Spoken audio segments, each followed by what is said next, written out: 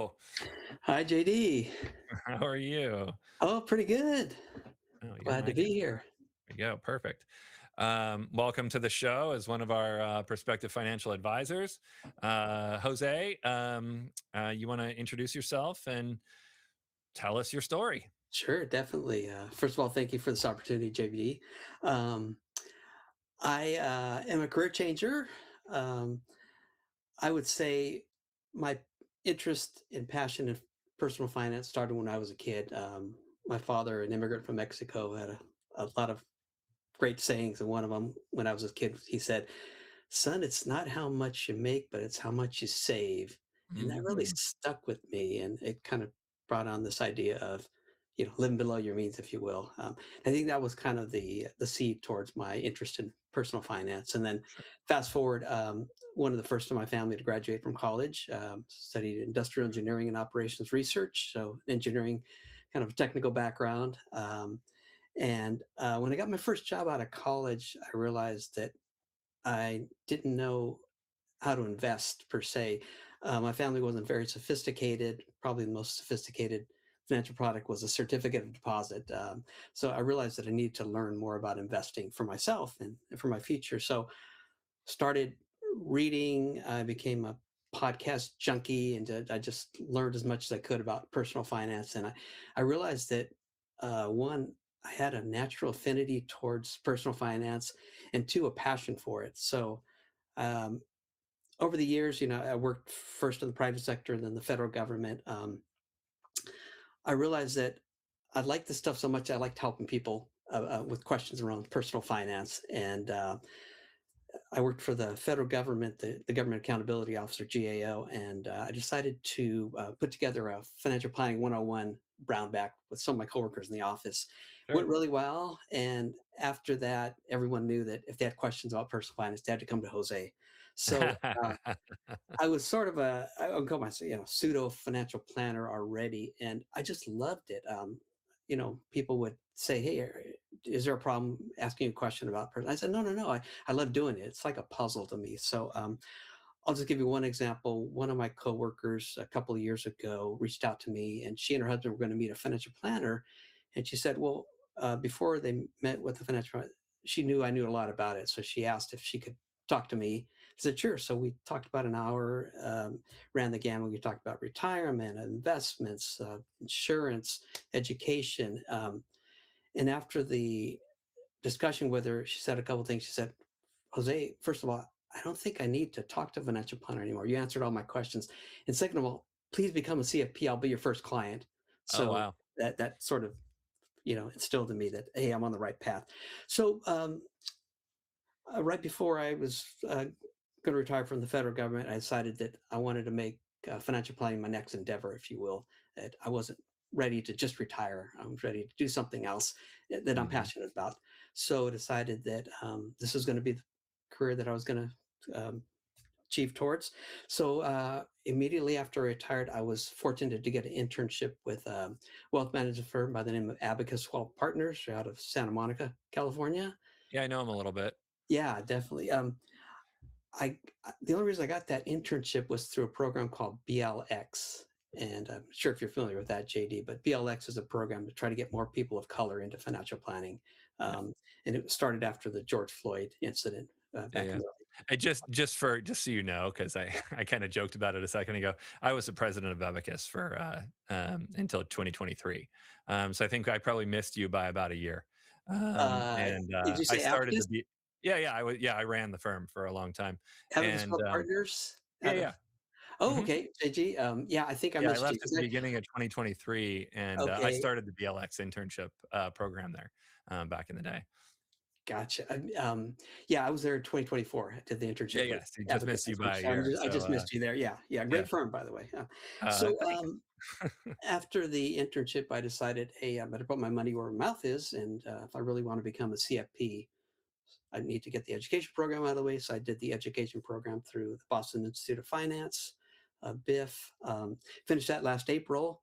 And then I was planning to take the July CFP exam, but then I found out about this program called the Amplified Planning Externship, Oh, which yeah, was where I met you, or of course. JD. and decided to do the externship last summer. Great program. Did that, and I was amazed at your marathon session. I couldn't keep up Oh, yeah. with you. Yeah, I just amazing. So finished that program, and then started studying for the CFP exam, and took it in November and passed it. So happy to Amazing. be in the position that I am now, and ready to work with a firm and get those experience hours so that I can become a CFP. So that's kind of That's where I am great. in terms of my story. Yeah, that answers that question. And you have the advocate seal of approval. So I know you've been through their program. So I certainly know what you're capable of. Thank you. Um, that's a good bit of status for your resume. Yes. Um, so as you're looking, you're available now for work, I assume. Yes, I am. And what about location or relocation? Do you need aside from remote work, which obviously can be done anywhere, but do you have, if you had to be in person, is there a location that you can work in, and are you willing to relocate for the right opportunity? Yeah, location I can work in is the San Francisco Bay Area, Okay. and given my position in life, I not in the position to relocate at this point. Not really relocating. I totally Yeah. understand. All right. So anywhere within an hour or so, or maybe a little further from San Francisco, Yep. available for in person. Otherwise, remote is always easy Yes. enough. Great. So uh, tell me a little bit about your ambition. What do you, given this is a career shift for you, and Mhm. kind of I think about it as like as I think about my career in particular, is, I think about it as kind of a third chapter, and probably final chapter for me in working. I'm doing now this thing that I'm doing. What does that look like for you? Is this your final chapter? Are you looking to um, do it very aggressively so you can kind of rise up real quick to the place you want to be? How long do you want to work for? Are you like, what is your future goals and ambitions look like? Yeah, yeah. What I really wanna do is, get employed by a firm, start from the bottom up, and, look to get to that lead advisor position within about 3 to 5 years, Okay. and then, at that point, decide whether I wanna continue with the firm and, move on and eventually an equity position, Mhm. or, maybe down the road, start my own firm, if you will. Sure. And I think I have at least a 10-year runway, but financial planning is a field where as long as you have your mental capability, you can do this into your 70s and 80s. So Oh, yeah. I if once as long merged a firm into Abacus, and when I yeah. first started talking to the guy, he was 78, and said, "Hey, my clients are telling me I should think about retirement." It's a Yeah, very longevity-based career, so you could do it forever, yeah, and you can do it if you decide, "Hey, I want to go part time." It becomes an easy thing. yeah, definitely. So That's yeah, great. So, what kinds of clients do you connect best with? good question.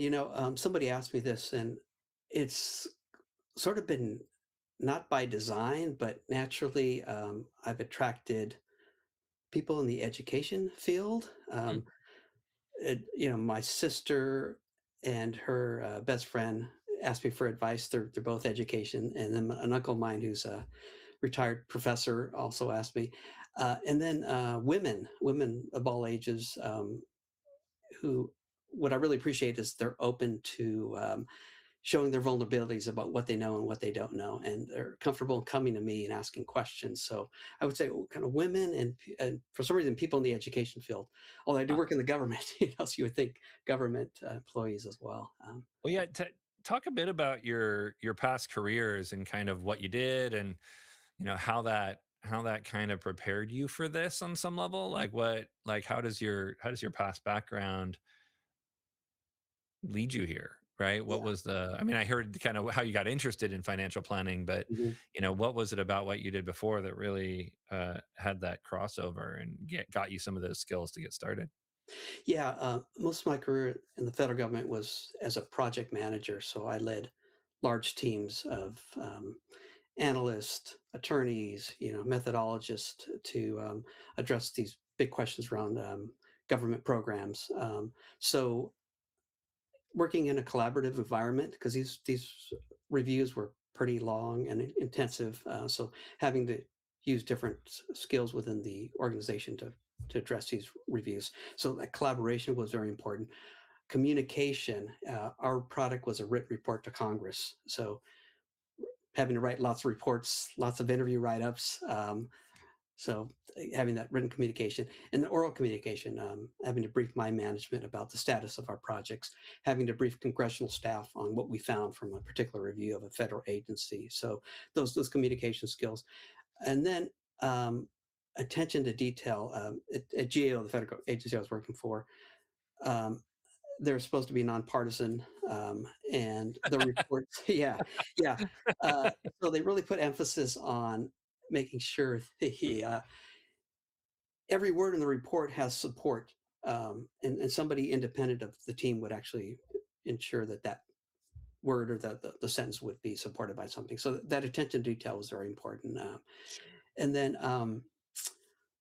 the values that that organization have were accountability, integrity, and reliability. And I think those are values that I embody. You know, accountability, making sure that if I say I'm going to get something done, I get it done. The buck stops with me. Um, integrity, doing things the right way, making sure you know you're not cutting corners and you're getting all different perspectives and just doing things the right way. And then reliability. I always prided myself on being there when people need me. I'm there. I worked remote a lot of my career, so I needed to make sure that you know, for example, folks in Washington that working on my team could pick up the phone or email me, and I would get back to them as quick as possible. So being reliable. Those are three values that I learned from GAO and that embody me. And then That's great. I would say the other thing is just kind of empathetic listening. That's one of my skills too. As a leader, as a project manager of a team, having making sure you're listening to other people, not only on what they're working on, but also other things that are affecting them too, and helping them through some difficult situations that the team might come up with. So those are some examples. Obviously, a lot of technical skills too, having gotten an engineering degree, so doing a lot of statistical analysis.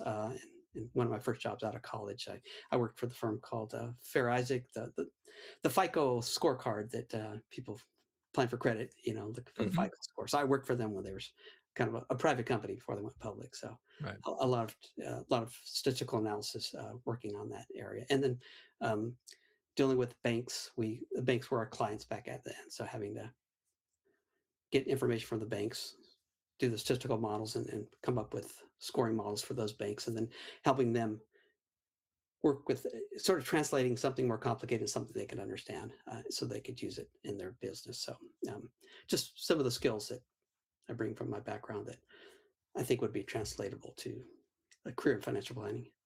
Oh, that's great. Absolutely. So, is there, in that, kind of broad skill set? And I know a lot of ex project managers who move into financial advice Mhm. because it's there's a few things that are hard to teach associate advisors in our training program, Mhm. and we really pushed the project management skills hard and really kind of threw people into the deep end of the pool around project management. We give them like, okay, here's 400 tasks, make sure they all get done on time. And, which is a little overwhelming for Yeah. someone who has very little background in this. So it's definitely puts you a little bit ahead.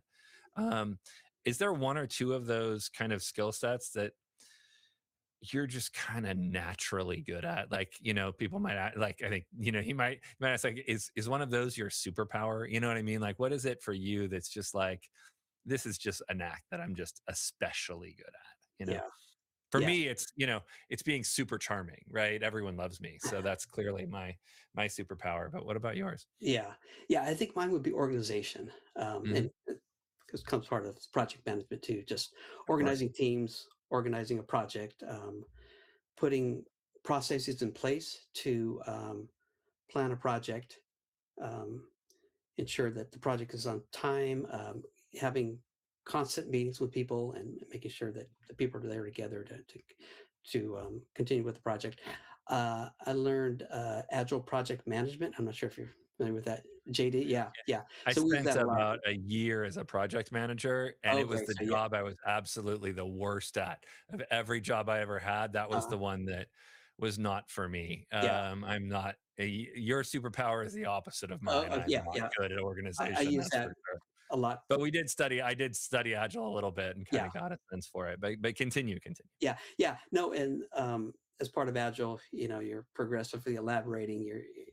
It's different from the traditional project management where you try to, plan everything at the beginning, and then it's going to change anyway. But um, what I found interesting was we had like daily, what they call stand-up meetings, where sit down 15 minutes. What have I done since we last met? What am I going to do? And any issues? And at first I thought, God, that seemed like a waste of time, but it actually turns out to be something pretty valuable. You keep people on track, and you know keep people accountable for getting the job done, and also more importantly, plan your work so that you're only planning the work you can do in that 80-hour 2 week period, for example, and uh, Mhm. keeping away scope creep, if you will, and making sure people aren't having to work overtime for what they're doing. Yeah, no, that makes a lot of sense. Um, so what are some areas? Every financial planner I know has areas of financial planning that they really love and areas of financial planning that they're like, "Oh god, I have to do an annuity review today. I'm gonna jump out." You know what I mean? Yeah. My weaknesses are trusts, which is funny because now I'm a professional trustee. But trust review, um, uh, insurance, Mhm. kind of the boring stuff, right? As I would refer to it, all the Yeah. stuff that you need to read a lot of contracts, were never my favorite. Mhm. I preferred talking about values. As I'm quite good at tax as a CPA with a tax background. That was always super exciting. There and coaching business owners, like really understanding Mhm. people's income statement, balance sheet, and how businesses kind of operate and thrive, were always my favorite things and some of my least favorite things. Do you have any so far that you've identified as some of your favorite technical areas of financial planning, or even non-technical areas, I suppose, or those areas that you're like, yeah, that's not really my favorite thing? Yeah. Technical areas, I would say retirement planning seems to be, the one topic that I enjoy and that people are really concerned about. Hey, am I on Mhm. track for retirement? Or I just retired. Did I do the right thing? And doing all the analysis behind that. Just looking at their cash flow, looking at their net worth, their emergency savings, and trying to determine, hey, are they on track for retirement or not? And um, just going through that process. And when you get to the point where you can tell people, hey, you're good, just to see the stress released from them, you can hear it in their voice and in the comments they give you. That was one of my um, a friend of my sister's reached out to me a couple months ago, and she had just retired, and she was stressed about it, couldn't sleep about it, and she reached out to me, and we had a couple of meetings. I can't get paid, but we met, and I went over her financials, and I said, "Hey, you guys are good to go." In their case, they both had pensions, so they're covers Much most of not easier, all their yeah. expenses. So they're an They have easy one of case. those rare benefits. Always Yeah, good definitely. stuff. Yeah. So retirement planning, I'd say, is one area that I'm really particularly interested in. I find that fascinating. Um, I would say the topic that maybe I'm least interested is probably insurance, but more kind of the annuity area. And for example, if you have to do a review of an annuity product that somebody bought that may not be in their best interest, and having to go through that whole package to figure out what's in there, and whether or not they can get out of it and when. Yep. Yeah, that. Anytime I had one of those, I just called my friend Brian. I'm like, "Brian, can you help me? I'll help you later if you help me now." This is Yeah, horrible. yeah, Brian hooked it up. yeah.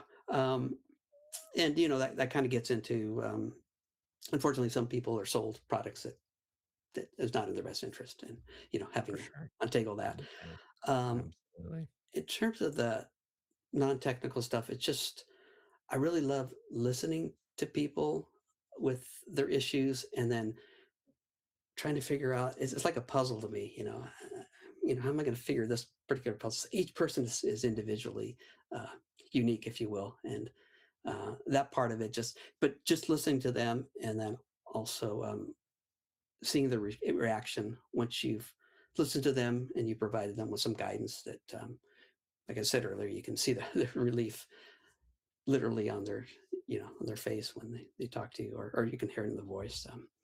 So yeah, Yeah. those are some No, areas. absolutely. So do you have any dream firms out there that like you'd be kind of fingers crossed for an offer if they saw this and you gotta if a firm reached out to you, who would be your top, one, two, three, 10, however many you have in mind? Like who are those firms you're like, oh God, I hope they have an opening soon. Yeah, yeah. Any particular favorites? I mean, obviously, Abacus, I had a great experience with them, and Yeah, they have a great. great program. So yeah, I definitely would be um, excited to have an opportunity to work with them. Of course. Uh, there's a local firm out here called North Berkeley Wealth Management, a Mhm. smaller RIA. Sure. Yeah, I interviewed with them. Unfortunately, to get a job about a year ago, but Amazing. uh, small But you love firm, them. I love their values. Yeah. Both Abacus and North Berkeley, espouse those They values that share an ethos for sure. definitely, yeah. So Mhm. those are two. There's an interesting firm in San Francisco called Abundo Wealth. They're more advice only. Mhm. They're one that I talked to the CEO a couple of months ago. They didn't have any Great. openings, but um, Awesome. that would be another firm that I'd be looking forward to as well. Awesome. Um, Brighton Jones is another one. Interviewed and Love I didn't them. get a job with them, but Oh, yeah, yeah. Brighton Jones is a fantastic firm. yeah. So those are kind of the probably top four that come to mind. I've interviewed with bigger firms. Sure. EP Wealth and Edelman Financial. Yeah, yeah. Yeah, Some they're of the big different. players, but I didn't Yeah, get a sense for your ethos. Some of you know, the more hippie firms, as I'd call them, yeah, definitely. Yeah, seem to yeah, resonate for you. That's great. right. And you're in San Francisco. That's I not grew up in totally that. Yeah, surprising. near Berkeley. So, How far you're near Berkeley? How far out of San Francisco would you be willing to go if you only had to go there like 2 or 3 days a week? yeah, I mean, only go like 2 hours. If Okay, so you're willing to go about 2 hours yeah, outside? yeah, like Abacus has an office in Sebastopol, and when I Mhm. did my internship, I went out there a couple of times. It took about an Yeah, hour yeah, and a for half sure. to get there one way. Yeah, So yeah. No, yeah, it's quite the trek. I've made yeah, that trek yeah, many but times. beautiful office. But Yeah, Fresno's a little far, but I know of a cool opportunity there. So if that ever became possible, you let me know. yeah, And that's great. So, what about outside of work? What are some of your interests, hobbies? Like, what makes you a real person? You know? yeah. I'm a track and field aficionado, and about Hmm, 6 years ago, I decided to become a track and field official, a USA track and field official. So amazing. Oh, that's yeah, fun. yeah. So I officiate primarily college meets at Cal or Stanford, and other meets around the state. So Cool. that's starting up next month, and it'll go through June. So I do that a Oh, couple times a week, a month. Uh, Great opportunity to be out there in a field in a sport I love, and I officiate the what they call the horizontals, the long jump, and triple jump, and then the throws, the discus, and the shot put, and the hammer. oh, So that's that's super interesting. one How thing. did you were you a track and field athlete back in the earlier parts of your life, or you just dig High it? school, I was a distance runner. Uh, Okay. so the irony is I'm now officiating events that I didn't even take part of, but it Yeah, just worked right. out Yeah, really. Yeah, but it's just something you've been following your I've been life following and track just and field for age. I love it and get wow, excited when the Olympics amazing. come, and yeah, so excited to take that opportunity. I also try to take care of myself physically. I swim about 3 days a week, run and bike a couple of days a week. Love to travel with my family. Over the last 3 years, we've been to Japan, Italy, and the Philippines, and have a trip planned this year too. So we try to. Where are you going this year? It's a secret to my wife, so hopefully she's not watching this. Okay, you don't have to tell me. You Yeah, can post it in the private I'll chat. tell you later. Yeah, You got a if secret she trip watches this, somewhere yeah, that's we're a trying to nice keep it a fun. secret to her till spring break. Yeah, yeah, that's fun to take the wife on a secret trip is always fun. Yeah, yeah, Yeah, and we're off my to two boys. Dubai this year. Is our big trip. Yeah, um, yeah, we just love travel, and have two boys that are in college, and they're still traveling with us, so we're taking advantage of that. Well, they still Oh, want yeah. to, and of Yeah, course, easy time mom and dad before paid they're for all it. They're not gonna. constrained. Yeah, of course. Definitely, yeah, Um, no, that's great. So, is there anything else you want people to know in our we have a few minutes left, so I just wanna make sure you have the opportunity to, you know, make sure everybody that might be interested in hiring you has now seen you here yeah, and here's everything they need to hear about you. yeah. I would say I'm extremely passionate about this industry, and looking forward to getting the opportunity to not only join the industry and learn, but also provide my skills from my 30 some odd years in working professionally. Um, so just looking for that opportunity, that one firm to give me that chance to show what I can offer to you, and Show what you can you I won't offer. disappoint you. No, I think that's amazing. Well, Yeah, if you're watching, you can know that Jose did an internship at my old firm. That's not an easy one to get into. There are a lot of applicants yeah, to that program.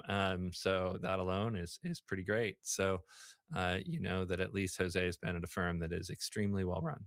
And knows what it's like to be at a firm like that. So that I can speak to for sure. And you've now heard Jose's story. So if you're interested, is LinkedIn a great way to contact you? yeah. Jose Send R me with the middle initial R Pena, and then aspiring financial planner. And you should find me. that's great. And if you're watching this later, below the video, I encourage you to come in and just post a link to your LinkedIn in the comments so that they know how to find you, Sounds and good. anything else you might want to put in there that they should know about you as well. Well, I hope everyone comes in and hires Jose. And thank you for coming on the show and putting yourself out there. I know kind of doing a pseudo job interview in front of everyone is not always the most comfortable situation. So I really appreciate you doing it. Yeah. Thank you, JD. Appreciate this opportunity.